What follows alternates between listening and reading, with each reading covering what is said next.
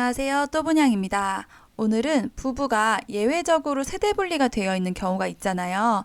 이럴 경우에 중복으로 청약을 넣을 수 있는지 한번 확인해 보도록 하겠습니다. 단톡방 내에서 대부분 질문을 굉장히 단순하게 해주시는데요. 와이프랑 세대 분리가 되어 있는데 이거 넣을 수 있나요?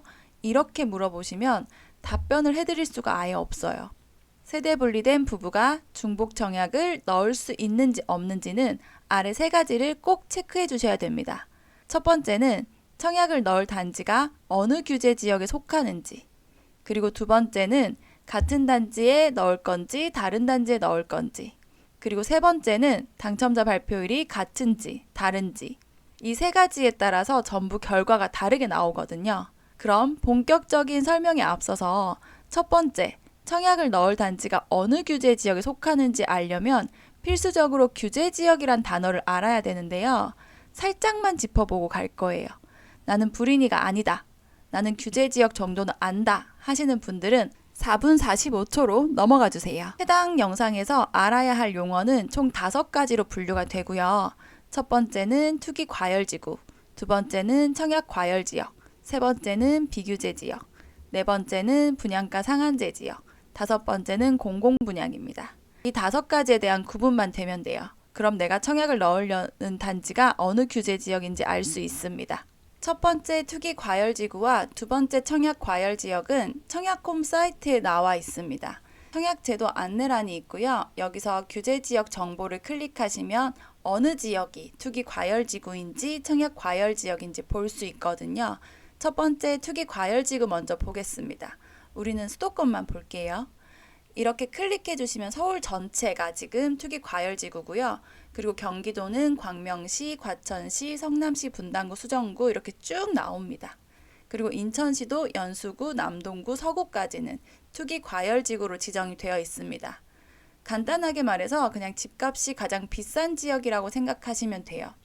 그렇기 때문에 전매 제한, 대출 규제, 세금 규제가 가장 세게 적용되는 곳입니다. 두 번째, 청약 과열 지역입니다.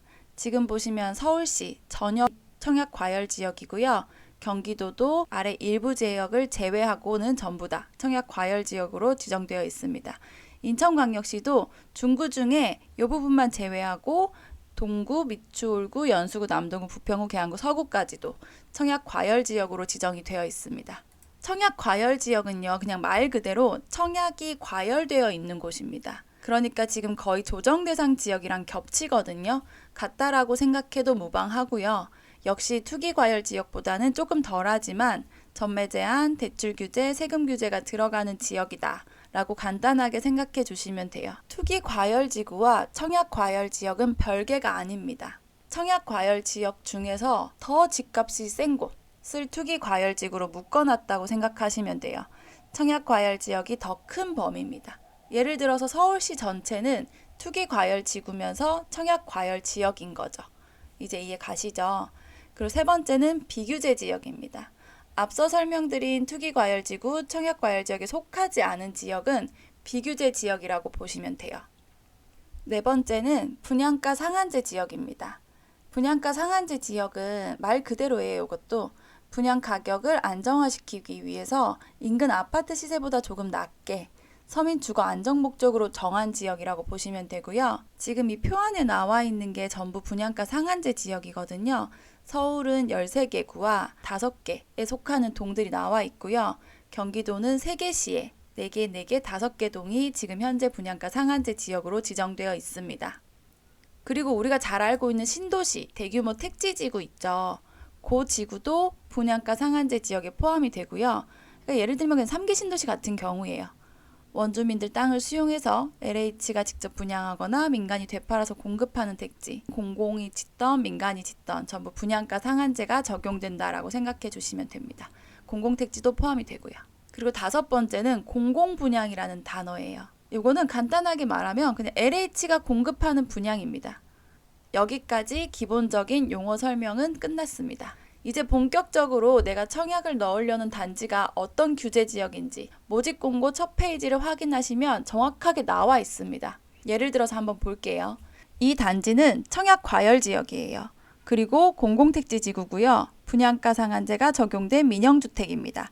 여기까지만 체크해 주시면 돼요. 그리고 나와 나의 배우자가 같은 단지를 넣을 건지 아니면 다른 단지를 넣을 건지 정해 주시고요. 당첨자 발표일까지 체크해 주시면 준비는 끝납니다. 이렇게 준비된 세 가지를 지금부터 보여드릴 표에 대입해 보세요.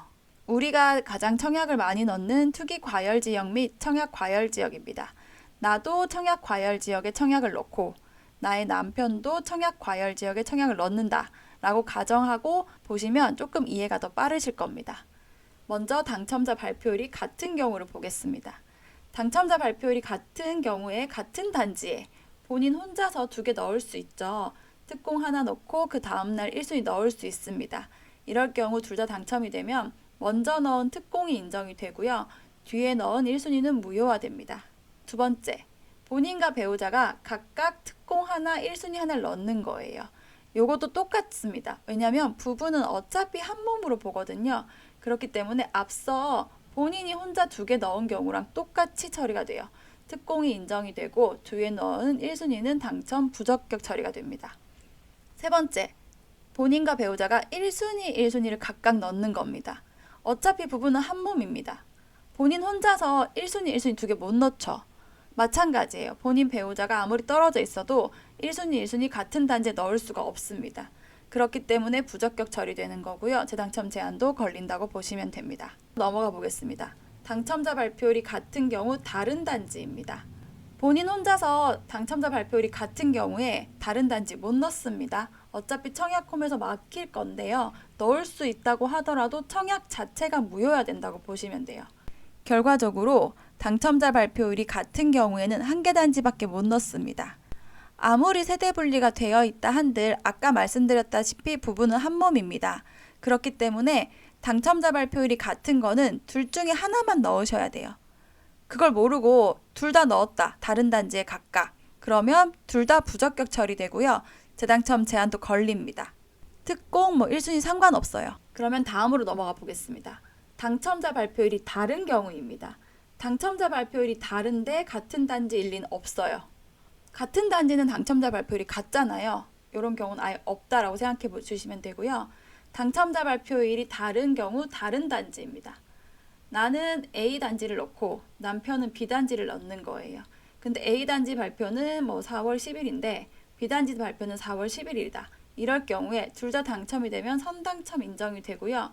남편이 넣은 단지는 부적격 그리고 재당첨 제한도 걸린다고 보시면 돼요.